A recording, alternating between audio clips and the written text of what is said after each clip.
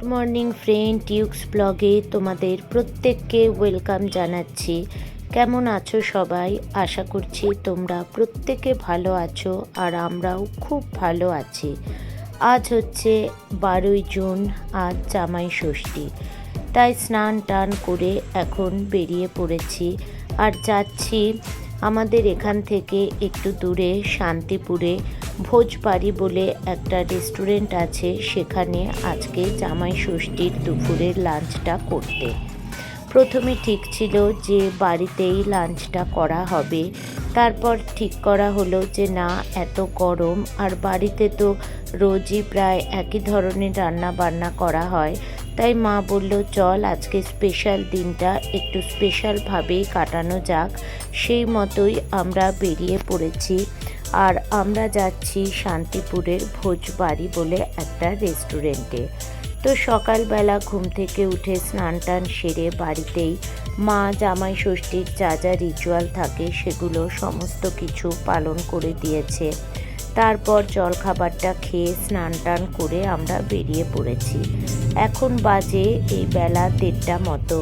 খুব বেশিক্ষণ টাইম লাগবে না আমাদের এখান থেকে যেতে, আর এখন তো রাস্তাও দারুণ হয়ে গেছে। মোটামুটি আশা করি 8 ঘন্টার মধ্যেই আমরা পৌঁছে যাব। আর আগে থেকেই ওখানে আমাদের টেবিল বুক করা আছে, কাজেই খুব একটা অসুবিধাও হবে না।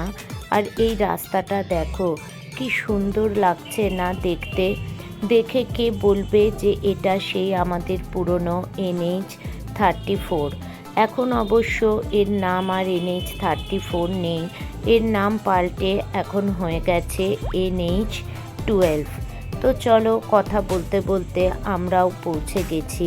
এই হচ্ছে আমাদের আজকের ডেস্টিনেশন। পার্কিং লটে গাড়ি রেখে এখন আমরা যাব ভেতরের দিকে। পার্কিং লটটাও কিন্তু খুব সুন্দর করে সাজানো। এই হচ্ছে আমাদের আজকের ডেস্টিনেশন ভোজবাড়ি। রেস্টুরেন্টটা ছোট হলেও খুব সুন্দর করে ছিমছামভাবে সাজানো। সব থেকে যেটা ভালো লাগলো সেটা হচ্ছে এর প্রবেশ পথে এই সবুজের সমাহার। পুরো নিচটাই এরকম সবুজে সবুজ। নিচে দুপাশে ছোট ছোট কটেজ রয়েছে, এখানে বসে খাওয়ার ব্যবস্থা আছে। তবে যেহেতু নিচটা নন এসি, তাই আমরা সোজা চলে এলাম দোতলায়। এই পাশে রয়েছে এই মকটেল কাউন্টার। তো দোতলায় এসে দোতলায় উঠে প্রথমেই রয়েছে একটা ছোট হল। এই হল ঘরটার মধ্যে বিভিন্ন বার্থডে পার্টি বা অন্যান্য ছোটোখাটো অনুষ্ঠানের অ্যারেঞ্জ করা হয়। আগে থেকে বুক করলে ছোটোখাটো পার্টি ওনারা এখানেই অ্যারেঞ্জ করে দেন। আর ওপর থেকে নিচের দিকটা দেখো, চারিদিকটা সবুজে সবুজ। এই গরমের মধ্যে চারপাশটা দেখে চোখটা একদম জুড়িয়ে গেল আর প্রাণটাও যেন ঠান্ডা হয়ে গেল। এবার চলো ভেতরের দিকে যাওয়া যাক। এটা হচ্ছে এসি রেস্টুরেন্টটা। ভেতরটাও ভীষণ সুন্দর, ছিমছামভাবে সাজানো। আর এই যে চলে এসেছে মেনু কার্ড। আজকে জামাই ষষ্ঠী স্পেশাল সমস্ত থালি, বিভিন্ন ধরনের থালি এখানে রয়েছে। আমরা নিয়েছিলাম জামাই রাজা থালি, ইলিশ, এর সাথে মাটনও ছিল। এখানে আমি থালিটার পুরো মেনু কার্ডটাই দিয়ে দিলাম। আর আমাদের 3 জনের জন্য ছিল ইলিশ মাটন থালি। আর আমার ছেলে যেহেতু ইলিশ মাছ অতটা খেতে পারে না, ওর জন্য ছিল চিংড়ি মাটন থালি। প্রত্যেক কটা থালিতেই প্রচুর রকমের আইটেম ছিল এবং টেস্টও ছিল অসাধারণ।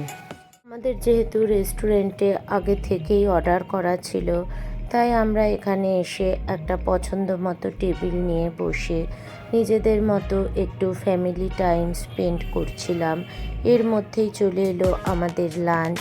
আজকের লাঞ্চের মেনুতে ছিল সাদা ভাত, লুচি, ফুলকপি আলুর তরকারি, মুগের ডাল, ঝুড়ো আলু ভাজা, ইলিশ মাছের মাথা দিয়ে কচুর শাক, চিতল মাছের মুইঠা, ইলিশ ভাপা, খাসির মাংস, চাটনি, পাঁপড়, বেকড রসগোল্লা, নিকুতি, মিষ্টি দই। আর এর সঙ্গে ছিল স্টার্টারে মকটেল আর fish fry. Lunch complete. Restaurant থেকে বেরিয়ে আমরা সোজা চলে এসেছি এই মিষ্টির দোকানে শান্তিপুরের বিখ্যাত নিকুতি আর মাখা সন্দেশ কিনতে। এবার এটা নিয়ে তারপর যাব বাড়ি। আমরা এখন চলে এসেছি চাকদা জগন্নাথ মন্দিরে। এই হচ্ছে মন্দিরের মেন গেট। এখন আমরা মেন গেটের সামনে দাঁড়িয়ে আছি। বাইরে তো প্রচণ্ড রোদ, যা গরম পড়েছে। যাই হোক, জামাই ষষ্ঠীর খাওয়া খেয়ে বেরিয়ে হাতে একটু টাইম ছিল, তাই জন্য ভাবলাম এটা একটু ঘুরেই যাই। চলো এবার ভেতরে যাই। মন্দিরের ভেতরে এসে দেখলাম মন্দির এখনও বন্ধ। মন্দির খুলবে 4:30, তাই আমাদের কিছুক্ষণ অপেক্ষা করতে হবে। আর যেহেতু মন্দিরে ভিডিও করা যাবে না, তাই আমি ক্যামেরাটা এখনই বন্ধ করে দেব। ভিডিওটা ভালো লাগলে লাইক, শেয়ার, কমেন্ট করো। খুব শীঘ্রই দেখা হবে নতুন একটা ভিডিও নিয়ে।